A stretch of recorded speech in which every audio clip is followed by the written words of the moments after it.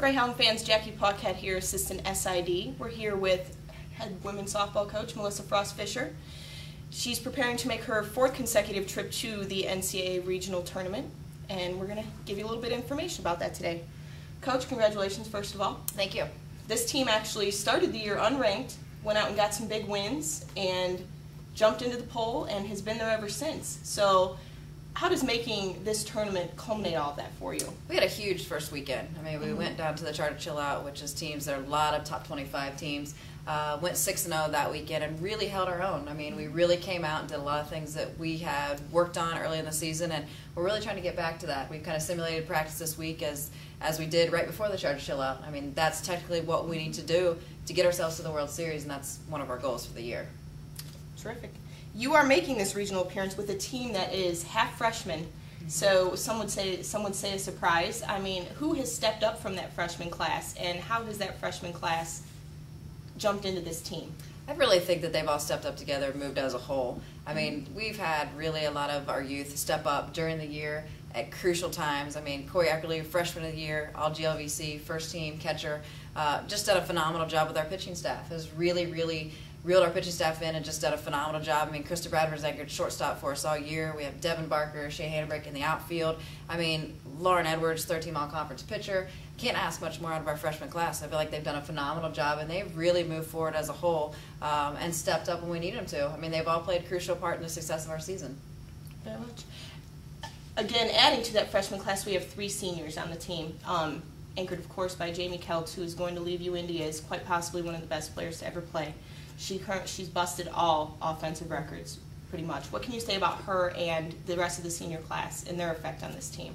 Jamie really has stepped up for us in the last 4 years. I mean, she's broke a school record, you know, in the last 3 seasons that she's played. She's broken the home run record, stolen base record, career hits record, career base on balls record, runs scored. I mean, you could go on and on and on, and it really has anchored down the leadoff spot for us, and she's really one of those players that's a triple threat. I mean, she can bunt to get on, she can hit for a home run and get on, and when she does get on, we're hoping she's going to steal on you.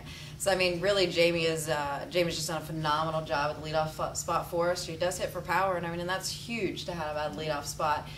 You know, Jessica Breeden, she has really done a phenomenal job. She's hit for us in the middle of our pack in the 5-6 hole all year. She's anchored down right field for us almost every game. She's coming back off a major knee injury from last year and just has done a phenomenal job. And I tell you, she can put the ball in the park very quickly and with a lot of distance. And that's something that, you know, that Breeden gets up, and at any point in time, she can change the game. I mean, and that's one of the great things about having Breeden in that 5 or 6 hole. And you know, has really done a great job for us in right field as well defensively. And Megan Gutierrez is our last senior. She's a pitcher. Came in strong here in the last part of our season and has had 2 saves for us, which is huge in conference play. And I feel like Goody's really starting to throw well. So we hope to really get a lot of production out of all 3 of them going into our postseason, because you know we're going to need each and every one of them for us to be successful. Again, going into that postseason now, what are going to be your keys to success at the regional and, of course, beyond?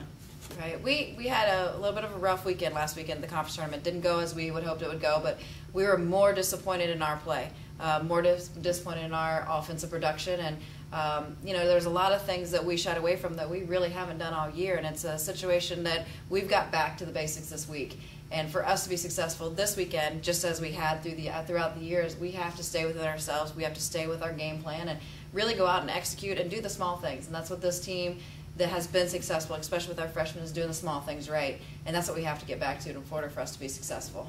Terrific. Good luck this weekend, Coach. Thank you very much for taking your time out for us today. Thank you.